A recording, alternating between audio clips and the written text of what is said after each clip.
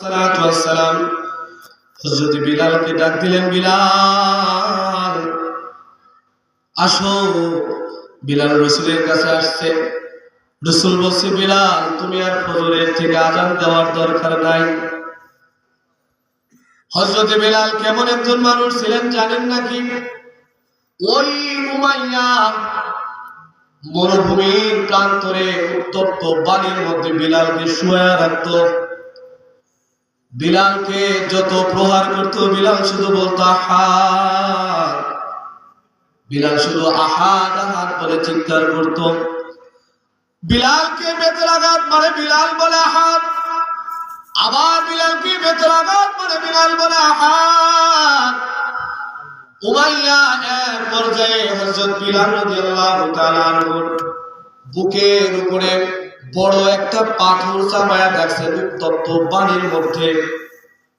কখনো বা এমন হয়েছে হযরত বিলালের জিহ্বার মধ্যে পেরাক ঢুকায়া দিয়েছে। মুসলমান বলেন না নাউজুবিল্লাহ। উমাইয়া পেরাক দিছে রে,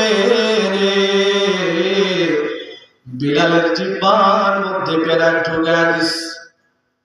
এর কারণে বিলাল কখনো আশহাদু বলতে পারতেন না, শিন উচ্চারণ করতে পারতেন না। বিলাল বলতেন আসহাদু বলতেন।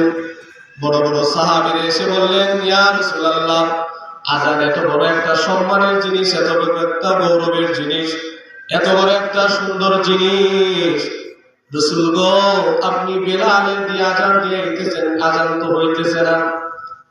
সাহাবীরা যখন আরজ করছে রাসূলের কাছে, আল্লাহ রাসূল সাহাবীদের কথা মেনে নিয়ে ইশারা করে বিলালকে ডাক দিয়ে বলেন, বিলাল তুমি আর ফজরের থেকে আযান দিবা না। আল্লাহ রাসূলের কথা শুনে বিলাল চলে গেছে। সব মুসল্লি চলে যায়, বিলাল মসজিদে নববীর বারান্দায় বসে আছে। সবাই সাহাবীরা এক এক করে যার যার বাসায়। হযরত বিলাল ওই মদিনার মসজিদে নববীর বারান্দায় নামাজ পড়ে দুইটা হাত মালিকের দরবারে উঠায়া দিয়েছে, বলে মালিক, মালিক রে তুমি তো জানো আমি বিলালের জিহ্বাটা কেন নষ্ট হয়েছে। ও গো মালিক, আমি এই জিহ্বা দিয়ে বলেছি কুল হুয়াল্লাহু আহাদ।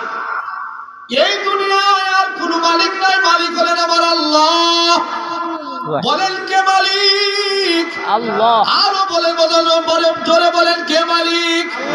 হযরত বিলাল বলেন, ও আল্লাহ, আমি আপনার জন্য সাক্ষ্য দিয়েছি আপনি এক মালিক, আপনি ছাড়া কোনো মাবুদ নাই, আপনি ছাড়া কোনো ইলাহ নাই, আপনি ছাড়া কোনো মাবুদ নাই, আপনি ছাড়া কোনো মাসুক নাই, একমাত্র দুনিয়ার সব কিছুর মালিক হলেন কে?